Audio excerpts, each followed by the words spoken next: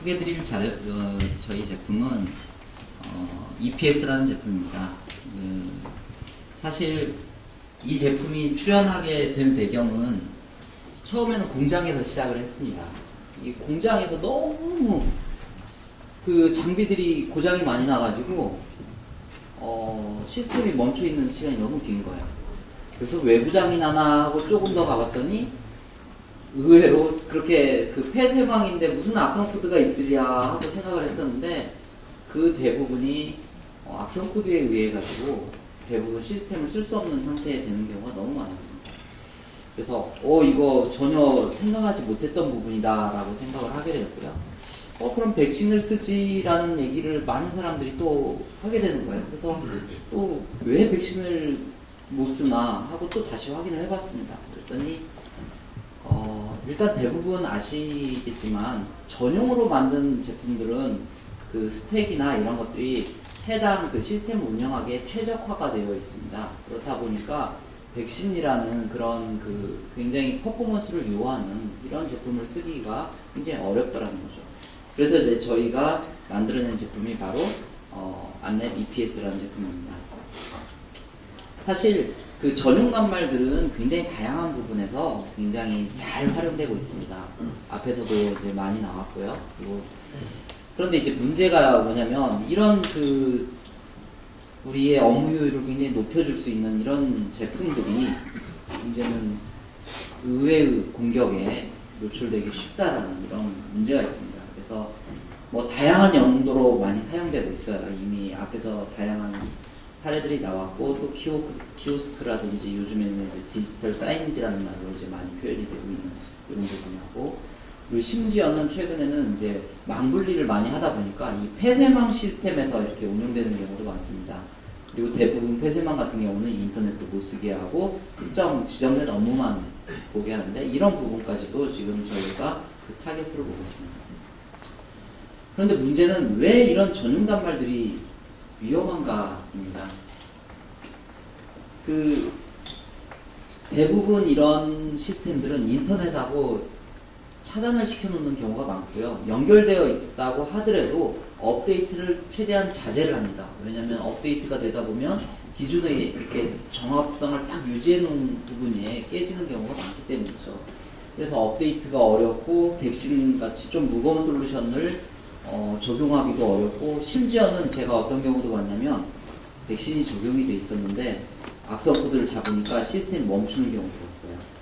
이유가 뭔가 했더니 애초에 개발 자체가 악성 코드가 감염된 상태에서 개발이 돼가지고 그 소프트웨어가 그 시스템에 그대로 구축되다 보니까 저희가 볼 땐 분명 악성 코드가 맞아서 잡았습니다. 그랬더니 시스템이 멈추는 경우까지 봤습니다. 그래서 저희가 생각하는 것 이상으로 이런 그 어떤 전용 시스템들은 이렇게 주문에 의해서 제작되는 경우가 많고요. 그러다 보니까 생각 이외로 그 시스템의 보안에 이슈가 있는 경우가 많습니다. 그리고 또 대부분 이런 경우는 정교한 저희가 서버 클라이언트 기반의 철저한 그런 관리가 되는 경우도 있지만 그렇지 않은 경우도 생각보다 많다라는 거죠. 뭐 공유 폴더 기반으로 해서 파일 떨구면 그 떨군 거 가지고 또 뭔가 처리하는 이런 경우도 굉장히 많았고요. 그리고 이제 서비스를 계속 해야 되다 보니까 이 시스템을 그 정지시키는 경우가 없는 경우거나 굉장히 적은 경우도 굉장히 많다라는 거죠. 이런 환경에 있다 보니까 이런 그 어떤 그 데디케이트된 그 단말들이 보안에 굉장히 취약하게 노출된 경우가 많습니다. 그런데 이제 많은 분들이 이런 생각들을 하십니다. 폐쇄망은 악성 코드로부터 안전하다. 앞에서 말씀드렸지만 그렇지 않습니다. 그리고 외장 저장 장치만 없으면 걱정 안 해도 된다라고 생각하시는 분들도 계시는데 네트워크라는 무서운 게 있더라고요. 그리고 허용되지 않은 프로그램 실행만 막으면 된다라고 생각을 했는데 생각 이외로 그 취약점 기반으로 네트워크로 전파되는 이런 경우도 굉장히 많았고요. 그리고 네트워크 접속을 제한하면 해결된다라고 했는데 저희가 허용한 네트워크로 유통되는 경우도 굉장히 많았습니다. 그래서 저희가 예측하지 못한 이런 경로들이 워낙 많이 발생하다 보니까 이러한 거에 대한 것 때문에 이런 그 저희가 생각하는 것 이상의 보안 이슈들이 많이 발생하고 있습니다. 그리고 저희의 이런 생각을 뒷받침해주는 그런 공격이 예전에 있었죠. 그리고 그 공격 방식을 저희는 이제 APT라고 하는데요. 이 APT 같은 경우는 대부분 뭐냐면 고전적으로는 특정 악성 코드가 들어가지고 무슨 말썽을 일으키는 이런 거였습니다. 그게 꼭 그 시스템을 공격하려고 했던 것도 아니고요. 그런데 이제 이게 바뀌다 보니까 진화를 하는데 어떤 식으로 진화를 하냐면 내가 요 놈은 꼭 뚫을 거야 라는 그 생각을 가지고 합니다. 그래서 저희 쪽에서는 APT라는 표현을 그 영어권에서 많이 쓰는데 중국 한자를 많이 쓰는, 사실 저희도 그 한자를 많이 쓰는 나라임에도 불구하고 이 부분은 약간 그 직수입한 사례이고요. 일본이나 중국 쪽은 그 표적형이라는 표현을 많이 쓰더라고요. 타겟티브. 그래서 이런 공격들의 특징이 뭐냐면요, 정확하게 타겟을 정해놓고 걔를 뚫릴 때까지 공격을 합니다. 그래서 이 표현이 이제 퍼스턴트라는 표현이 돼 있고, 최근에는 이제 뭐 용어가 이제 퍼스턴트를 빼고 그냥 역시 이것도 또 다른 공격의 유형인데 진보된 거니까 그냥 어드밴스 스레시라는 표현을 쓰기도 합니다. 어쨌든 이러한 것들이 계속 발생을 하다 보니까 이게 막기가 보통 어려운 게 아닙니다. 그리고 스톡스넷이라는 게 좀 몇 년 된 거임에도 불구하고 이거는 저희에게 굉장히 많은 걸 시사합니다. 왜냐하면 이게 그때 일어나고 끝난 게 아니거든요. 이러한 형태의 공격이 그 뒤에 계속 반복해서 일어났고요. 여러분들도 다 알고 계시는 유통 쪽에서의 공격도 역시나 이런 식으로 발생을 하게 됩니다. 이게 스톡스넷을 제가 예로 드는 이유는 이게 APT의 전형적인 사례고 굉장히 크리티컬한 거라서 예를 드는 게 아니라요. 요게 시사하는 바는 저희 속담에 그런 말이 있어요. 나쁜 거는 좀 빨리 배운다. 이게 바로 그 사례거든요. 이전의 공격 유형과 이것 이후의 공격 유형은 많은 차이가 생깁니다. 무슨 차이가 생겼냐면 기법이 뭐 비슷한 걸 썼다 이거는 둘째 치고요. 가장 특징적인 차이는 이전에는 그렇게 리치하지 않았습니다. 악성 코드가 그렇게 리치하지 않았어요. 앞에서 나온 그냥 일반적인, 심지어는 APT용 악성 코드라고 해도 약간 거기에 딱 맞춤으로 해서 간결하게 만들어졌는데 그렇지 않았다라는 거죠. 이 스톡스넷부터는 굉장히 리치한 공격입니다. 굉장히 그 고가에 알려지지 않은 그 취약점을 여러 개를 동시에 사용하는 그런 전형적인 사례였고, 이후에 이러한 그 리치한 공격들이 이제 범람을 하게 됩니다.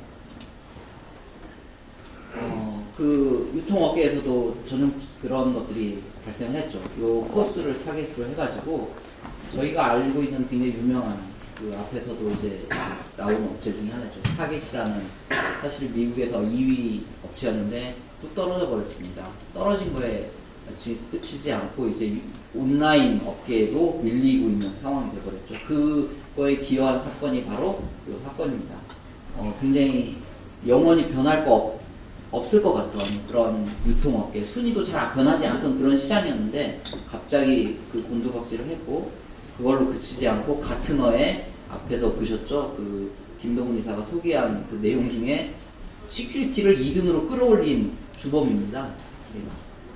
그렇게 해서 시큐리티를 2위라는 자리에 올려놓은 사례고요. 옴니채널에 이어 2위로 올려놓은 사례입니다. 그만큼 이제 유통 쪽에서도 굉장히 중요한 상황이고요.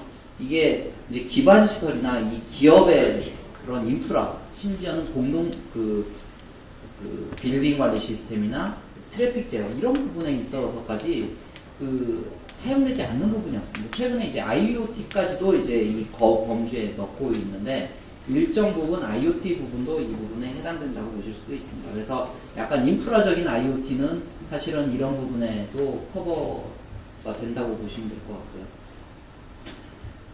이제 문제는 방어 이슈입니다. 이제. 그래서 어떻게 방어할 거냐. 문제는 이런 공격들을 PC에서는 참 막기 어렵습니다. 그 이유는 뭐냐면요. 공격을 할 때 그 회사가 어떤 소프트웨어를 쓰고 있는지 먼저 검사를 하고 공격을 합니다. 그 얘기는 뭐냐면요. 어떤 고객이 무슨 제품을 주로 쓰고 있는지 알면은 그 제품을 대상으로 해서 뚫을 방법을 연구합니다. 그 백신이라는 거의 속성을 알아야 됩니다. 백신은 굉장히 좋은 겁니다. 많은 분들이 모 업체에서 백신 무용론을 펼쳤다가 철퇴를 한번 맞았습니다. 이유는 뭐냐면요. 백신이라는 거는 악성 코드가 새로 발생한 악성 코드를 바로 잡는 게 백신이 아니라 이미 알려진 악성 코드를 전방위적으로 실시간으로 빨리 잡아낼 수 있는 게 백신이거든요. 그래서 백신의 용도는 퍼지는 걸 막는 용도라고 생각을 하시면 되고요. 새롭게 나오는 기법들이 바로바로 나옵니다. 물론 나중에는 백신으로 잡을 수 있지만 처음에는 그러질 못합니다. 그래서 그 처음에 막고자 하는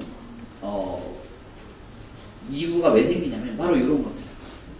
그 악성 코드들이 백신을 연구합니다. 그래서 백신이 대응하기 전에 공격을 하려고 하는 거죠. 그래서 백신이 어떤 백신을 쓰는지 먼저 확인을 한 다음에 그 백신이 못 잡는 걸 테스트를 해보고 공격을 합니다. 그러다 보니까 백신에서 못 잡는다 뭐 이런 얘기를 많이 하시고 여기 계시는 고객들도 많이 그런 걸 경험을 할 겁니다. 국내에서는 저희 거 제품이나 또는 그 알약 같은 게 많이 사용되다 보니까 악성 코드가 제일 먼저 뭘 하냐면 이 두 제품에서 못 잡도록 먼저 준비를 합니다. 그래서 못 잡으면 그 다음에 퍼뜨립니다. 그래서 국내에서 이슈는 뭐냐면 얼마나 빨리 얘네들을 대응시키느냐가 이제 이슈가 됩니다. 그래서 최근 고객들은 야 니네 왜 못 잡아 이런 얘기로 이슈를 제기하지 않습니다.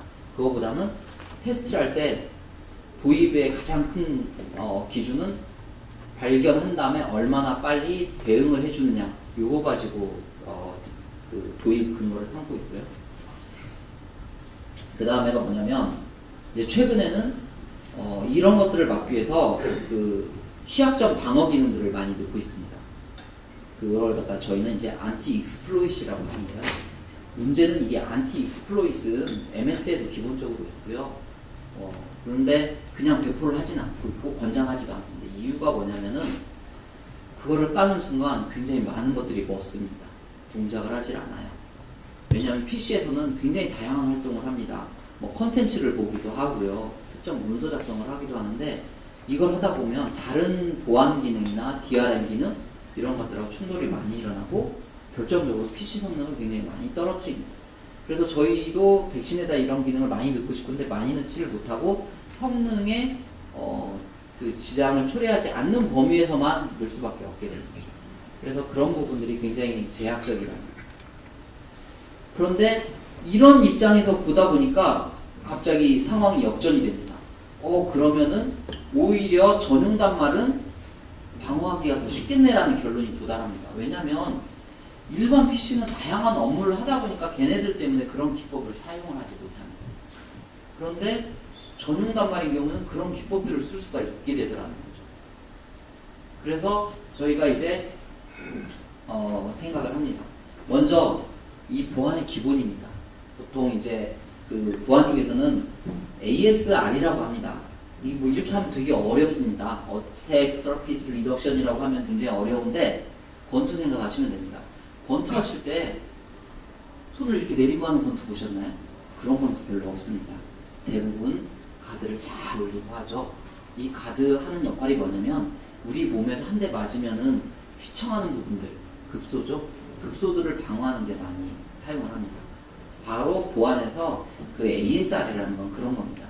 그러한 그 공격 표면을 최소화시킵니다. 거기에 취약점이 있을지 없을지 모르지만 불필요하게 노출되는 면을 줄이는 게 굉장히 중요합니다. 이거는 디자인적으로 보면은 심플하게 만드는 거하고 동일하고요. 그런데 전용 시스템들을 보면은 의외로 거기서 굳이 쓰지도 않는 기능들이 굉장히 많이 오픈이 되어 있는 걸 저희가 확인을 합니다. OS 자체에서 오픈되는 기능부터 시작해서요. 그 외의 뭐 관리를 위해서 하는 부분까지 오픈이 많이 됩니다. 그러다 보니까 그런 부분들이 이용당하는데 그런 부분들을 최소화하는 게 굉장히 중요합니다.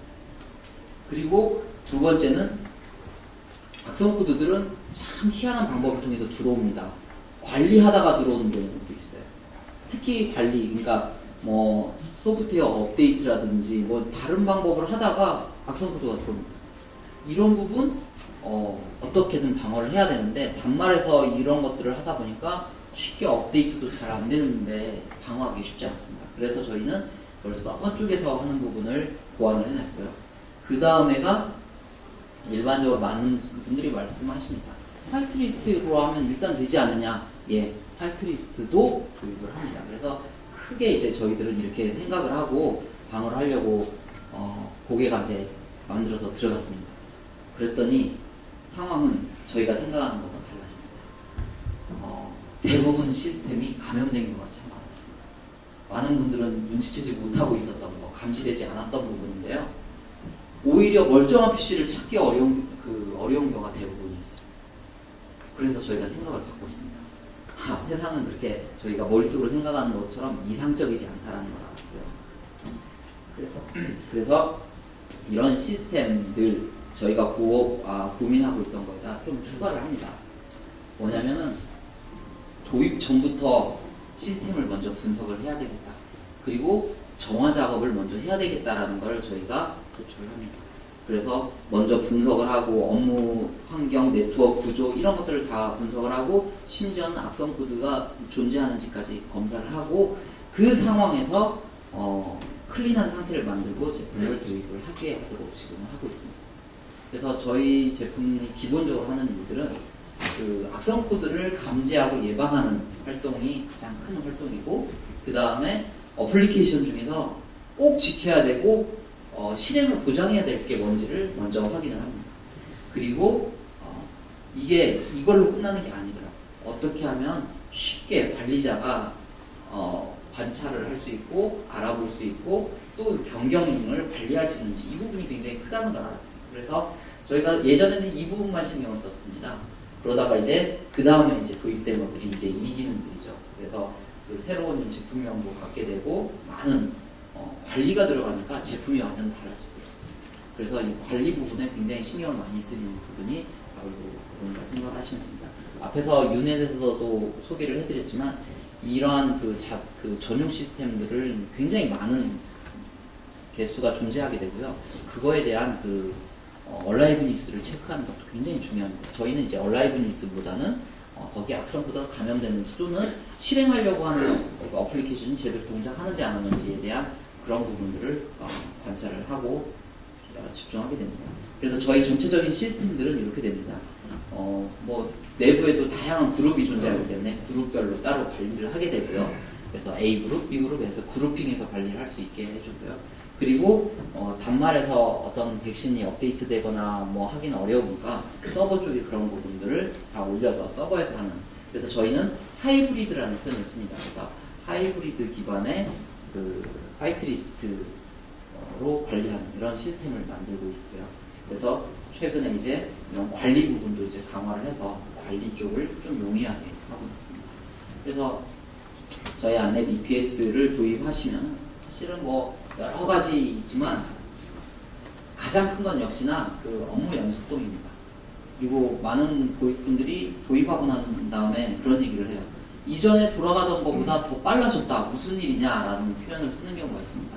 물론 기존에도 널널한 상황이면 그런 얘기는 없지만 저희가 들어간 경우 굉장히 열악한 환경들이 많았습니다. 그런데 그 환경에 들어가다 보니까 어떤 일이 벌어지냐면 저희가 모니터링 했다가 많은 어플리케이션이 돌고 있는데 이거 씁니까? 라고 물어봅니다. 화이트리스팅을 위해서. 그래서 일정 도입하는 시간에 모니터링하는 기간이 있는데 그때 봐서 불필요한 것들 굳이 돌릴 필요 없더라는 거죠. 그래서 다 돌지 않게 만들어 드렸습니다. 그랬더니 당연히 성능은 좋아질 수밖에 없고요. 저희 거 같은 경우에는 사실 굉장히 CPU 점유율이라든지 메모리 점유율이 굉장히 낮습니다. 그래서 최근에 저희 제품으로 검색을 하다가 경쟁사 버그 트랙을 모니터링하게 됐습니다. 깜짝 놀랐어요. 왜 저희 제품이 거기서 뜨나? 그랬더니 그렇게 뜨더라고요. 안랩 EPS만큼의 점유율로 맞출 수 있도록 어떻게 해봐라 라는 요구사항이 버그 트랙 이슈에 등록이 되었고 그 부분에 엔진대 사이즈 때문에 도무지 맞출 수 없습니다 라는 댓글이 이렇게 달리고 이런 걸 봤는데, 그 정도로 지금 현재 저희 제품은 굉장히 리소스 면에서나 성능 면에서 굉장히 최적화되어 가지고 이런 전용 단말에 정말 적합한 솔루션으로 이렇게 지금 현재 자리매김을 하고 있고요. 현재는 이제 국내 많은 유통 채널에 이미 들어가 있는 상황이고요. 해외에서도 이미 배달이 공장이나 그런 기업 내 이런 데다 지금 현재 납품이 되고 있는 상황입니다. 제가 이제 발표는 여기까지 마쳤고요. 그러면